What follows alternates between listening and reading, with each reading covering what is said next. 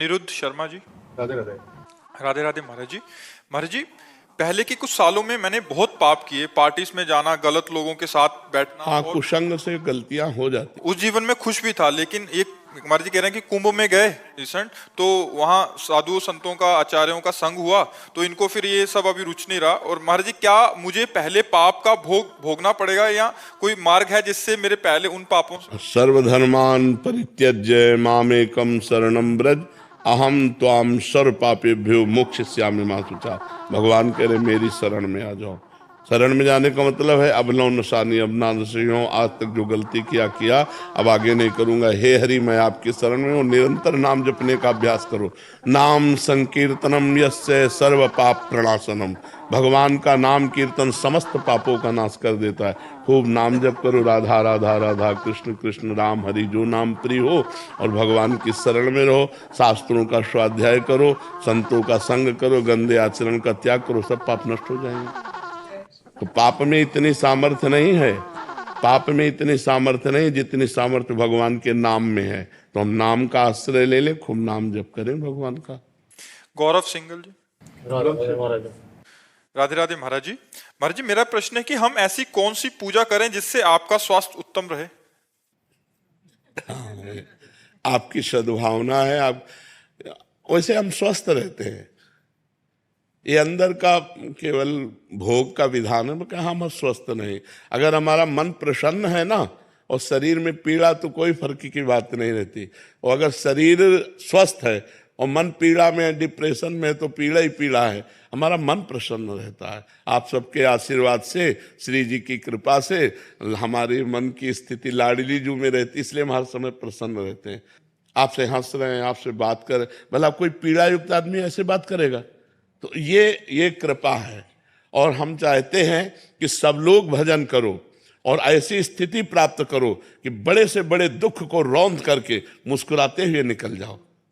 भजन के द्वारा ये हो सकता है, रुपया के द्वारा नहीं हो सकता।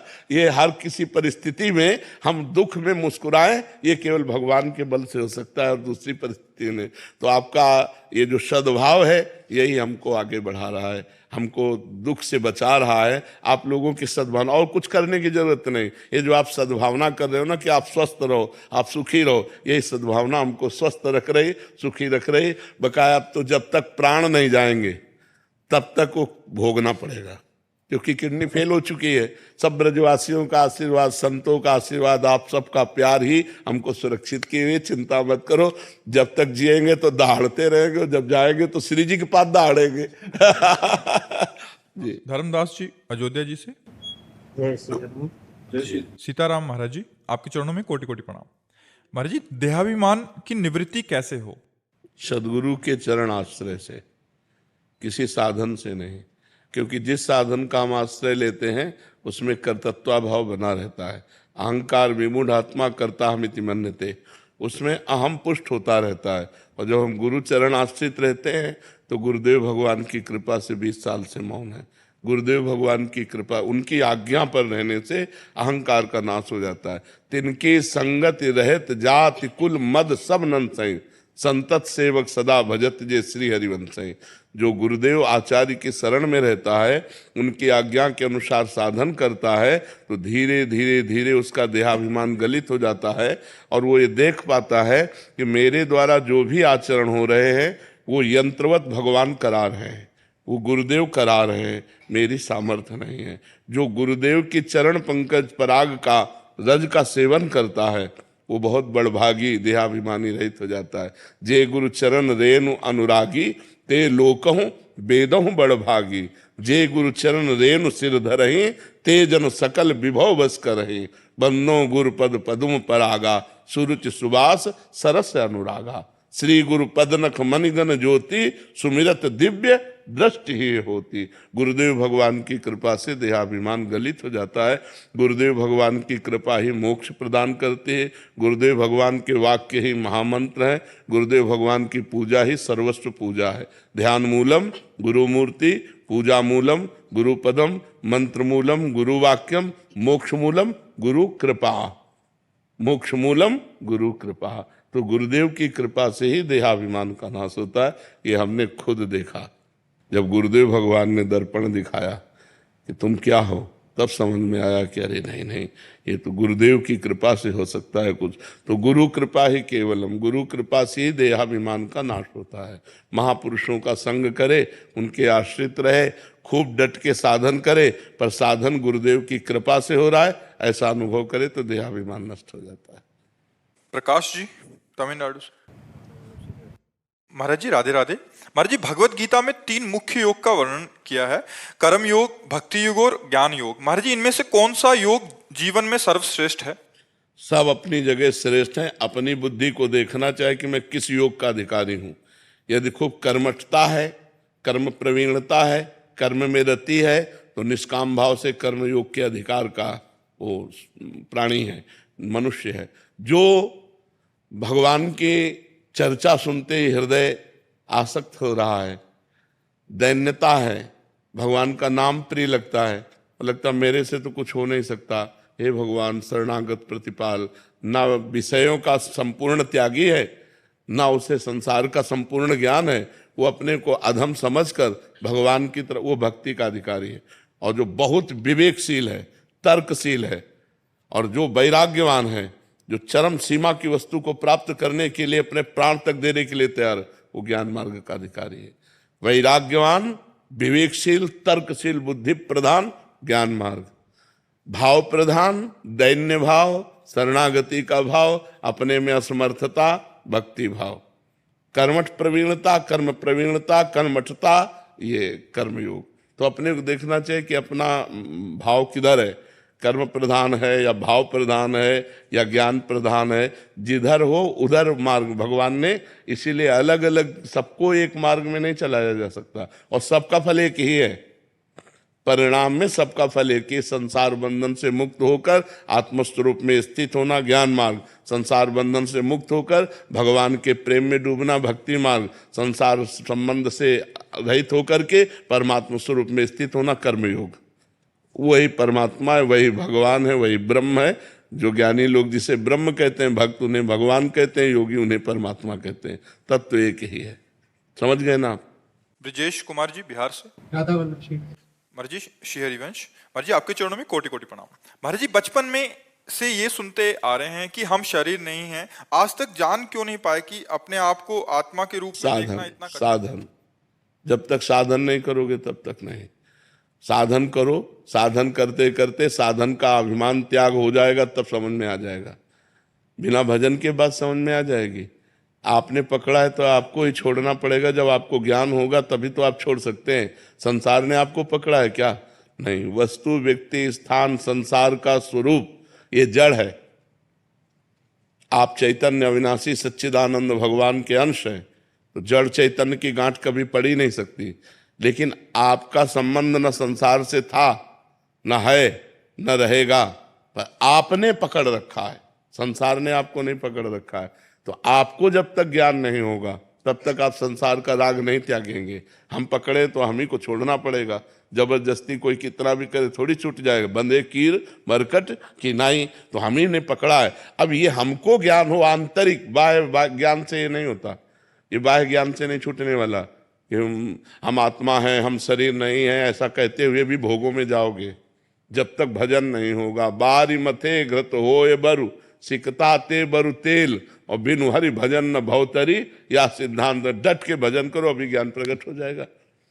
पवित्र आचरण करो, पवित्र भोजन, शास्त्र स्वाध्याय, संयम से रहो, और फिर अपने आप सतमार्ग में बढ़ेगी बुद्धि। और जैसे जैसे बुद्धि बढ़ेगी तो आपको दिखने लगेगा कि ये संसार मेरा नहीं। अच्छा, किसका हुआ है संसार? पूरा जीवन पढ़ लिख करके बड़े पदाधिकारी बने, करोड़ों अरबों रुपए कमाए, मकान बनाया, लड़का बच्चा परिवार, मर गए, एक चौवन्नी पास नहीं, कुछ साथ नहीं जाएगा, तो पूरा जीवन बेकार हो गया ना। अब अगले जब योनि में जाओगे तो इनकी याद रहेगी क्या? जैसे पिछले योनि में हमारा पूरा परिवार सब कुछ था, अब याद है क्या? नया फिर दुकान मकान, फिर ये कब तक चलता रहेगा? अनंत जन्म हो गए यही करते हुए। ये ज्ञान होता है जब भजन करता है जी, तब अरे ये मेरे नहीं है, मैं तो भगवान का हूं, मैं परमात्मा स्वरूप हूं। ये बिना भजन के थोड़ी ज्ञान आ जाएगा। पूरा जीवन बर्बाद कर रहे लोग, खूब पूरा जीवन पढ़ाई में लगा दिया, खूब कमाई में लगा दिया, बुढ़ापा आ गया, भोग भोग करके इंद्रियां शिथिल हो गई, मर गए, हाथ कुछ नहीं लगा। जब यहां से गए तो वही पाप की गठरी और पुण्य जो हाथ लगा, कुछ नहीं रहा। भजन तो किया नहीं, अगर भजन किया तो वही साथ जाएगा, अन्यथा यहाँ पे कुछ। और सब जानते हैं, और जान करके सब अनजान बने हुए, सब उनको लगता है वो मरा मैं थोड़ी मरूंगा, उनको लगता है उसका छूटा मेरा थोड़ी छूटेगा, मेरा तो सब मेरे साथ जाएगा। ये जीव का अज्ञान भगवान से विमुख करके दुर्गति कराता रहता है। निपुण जी दिल्ली से। महाराज जी आपके चरणों में कोटि कोटि प्रणाम। महाराज जी, प्रेम भाव भक्ति या शास्त्र अनुसार भक्ति में किससे ज्यादा अपनापन आएगा? बिना शास्त्र अनुसार भक्ति किए प्रेम भाव प्रकट ही नहीं होता। तस्मात् शास्त्रम प्रमाणम ते कार्य कार्य व्यवस्थित, वो दो भाग नहीं है। प्रथम सीढ़ी है, शास्त्र के अनुसार चलो, कर्म करो, शास्त्र के अनुसार हर कर्म करके भगवान को समर्पित करो, नाम जपो, भगवान की लीला कथा सुनो, भगवान का स्मरण करो, भगवान नाम कीर्तन करो, इसी भक्ति से प्रेम योग आ जाएगा।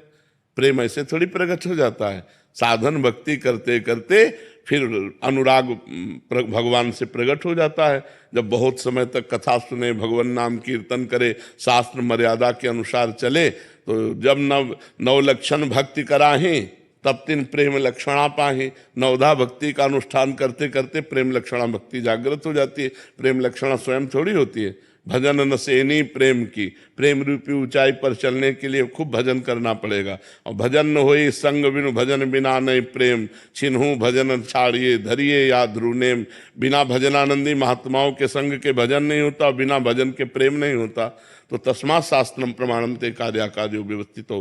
कार्य और अकार्य की व्यवस्था शास्त्र में जो की गई है उसके अनुसार चला जाए, और नाम जप किया जाए, कीर्तन किया जाए, भगवत कथा सुनी जाए, भगवत सेवा की जाए, परोपकार किया जाए, तो हमारे अंदर प्रेम लक्षणा भक्ति जागृत हो जाएगी। प्रेम कोई अलग से थोड़ी आता है, और जो हमारे अंदर प्रेम है वही प्रेम समेट करके प्रभु के चरणों में समर्पित करना है। माता में, पिता में, भाई में, बंधु में, रुपया में, मकान में, संसार में, जहां जहां हमारी ममता है, सबकी ममता ताग बटोरी, मम पद मनहि बांध बर डोरी। भगवान के चरणों में सबकी ममता को समेट करके समर्पित कर दो, खूब नाम जप करो, खूब कीर्तन करो, देखो भगवान से प्रेम हो जाएगा। समझ पा रहे हैं आप? तो ये नहीं कि शास्त्र भक्ति अलग है और प्रेम भक्ति अलग है। शास्त्र भक्ति के अनुसार चलने पर ही प्रेम भक्ति का प्रादुर्भाव होता है। रजत साहनी जी। राधे राधे महाराज जी। महाराज जी, बिहारी जी के दर्शन करते समय क्या करना चाहिए, क्या बोलना चाहिए? कुछ इच्छा हो तो मांगना चाहिए या सिर्फ शुक्रिया करना चाहिए? प्यारे के दर्शन से कुछ मांग प्रकट होती है क्या? जब अपने प्यारे को देखते तो यही लगता है अहो भाग्य, आज सौभाग्य है कि मैं आपको देख पा रहा हूँ। मैं आपसे क्या मांगू? सबसे बड़ी बात तो आपने दे दी कि अपने समीप बुला लिया और आपको मैं देख पा रहा हूँ। बस प्रभु, मैं सदैव जो आपको देख पा रहा हूँ यही देखता रहूं, यही चिंतन बना रहे। जब ये देखते रहोगे, चिंतन बना रहेगा, तो दुख पास आएगा नहीं, विपत्ति पास आएगी नहीं। और जिसके हृदय में भगवान का चिंतन होता है, तो जैसे नदियां बिना चाह के समुद्र के पास स्वयं ही जा रही हैं दौड़ती हुई, ऐसे धर्मात्मा भगवत चिंतन करने वाले के पास अपने आप सारी संपत्तियां सुख आती रहती हैं।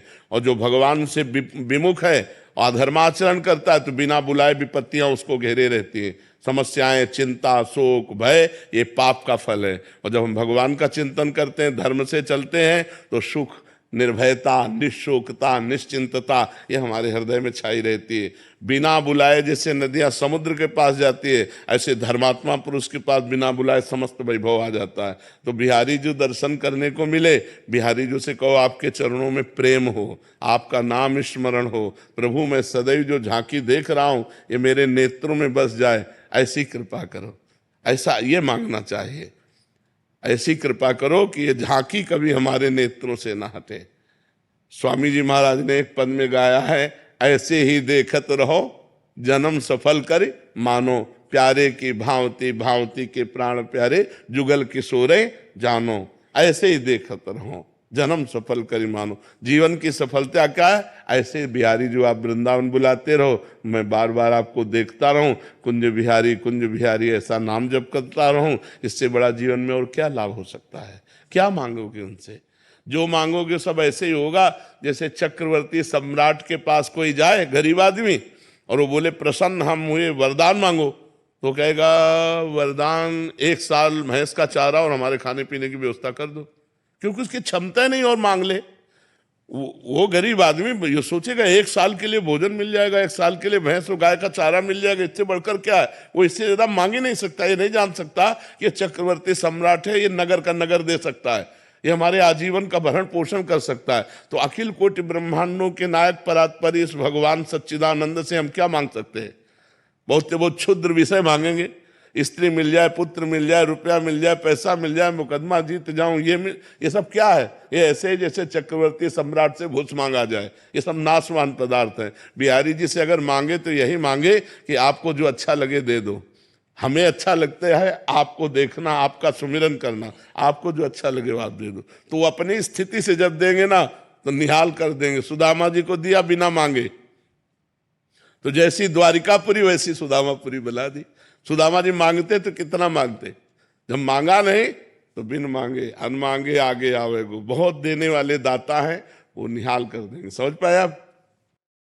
बिंदा देवी जी बिहार से। राधे राधे महाराज जी। महाराज जी, आप कह रहे हैं कि नाम जब करते हैं तो मन इधर उधर जाता है, पर सत्संग प्रवचन लीला श्रवण इत्यादि करते हैं तो उसमें रुचि आ जाती है। तो महाराज जी नाम पर आपको बताएं, सत्संग और लीला श्रवण से भक्ति बढ़ती है, पर मन निर्मल होता नाम जप से है। इसलिए सबसे कठिन काम नाम जप है। जहां नाम जप में मन लगाओगे, आप ऐसे कीर्तन सुनो, भजन सुनो या और कुछ करो, मन देखो, मन राजी होने की बात तो देखो, 3 घंटे फिल्म तुम्हारे मन के अनुसार लगी हो तो 1 मिनट का ही नहीं जाएगा। तो उससे मन की निर्मलता थोड़ी हो जाती है। मन राजी होने की खास बात नहीं है, मन को निर्मल करना खास बात। तो नाम है मन को डिलीट करता है। जैसे हम नाम जब शुरू करते हैं तो जे भी मन में जितने भी मैसेज भरे अनंत जन्मों के, वो निकलना शुरू होते, काम क्रोध के, भूत भविष्य के, तो वो सब निर्मल होते। इसलिए नाम जप अत्यंत आवश्यक है। अंदर ही अंदर अंदर अंदर नाम जप करो, मन लगे ना लगे। भाव कुभाव अनखालसहु, नाम जपत मंगल दिश दसहु। चाहे भाव से, चाहे कुभाव से, चाहे आलस्य से, चाहे जैसे भी नाम जप करे, नाम जपने से 10 दिशाओं में उसका मंगल होता है। मन निर्मल होता है भजन करने से। जितना भजन करोगे उतना ही मन निर्मल होगा। और मन निर्मल होकर जब कथा सुनो तो आंसू आने लगेंगे, भगवान के प्रति भाव बढ़ने लगेगा। तो हमें लगता है थोड़ी देर कथा सुने, थोड़ी देर कीर्तन करे, पर अधिक देर नाम जप करे। नाम जप अत्यंत आवश्यक। बिना नाम जप के तो हमें लगता है मन भगवान में लगेगा ही नहीं। नाम जप जरूर करना चाहिए। कथा वार्ता सुनने में मन लग रहा है ठीक है, लेकिन मन निर्मल विशुद्ध होगा वो नाम जप करने से। भगवान की कथा से भी निर्मल होता है, भगवान की लीला कथा का पाठ करने से भी निर्मल होता है। लेकिन नाम जप अत्यंत आवश्यक। नाम जप बिल्कुल मन को निर्मल कर देता है। मन की हर बातों को डिलीट करके निर्मल मन भगवान की प्राप्ति का हेतु होता है। इसलिए नाम जप जरूर करना चाहिए। ये नहीं कि हम केवल मोबाइल से सत्संग सुन लिया तो हो गया, नहीं, सत्संग का फल है नाम जप।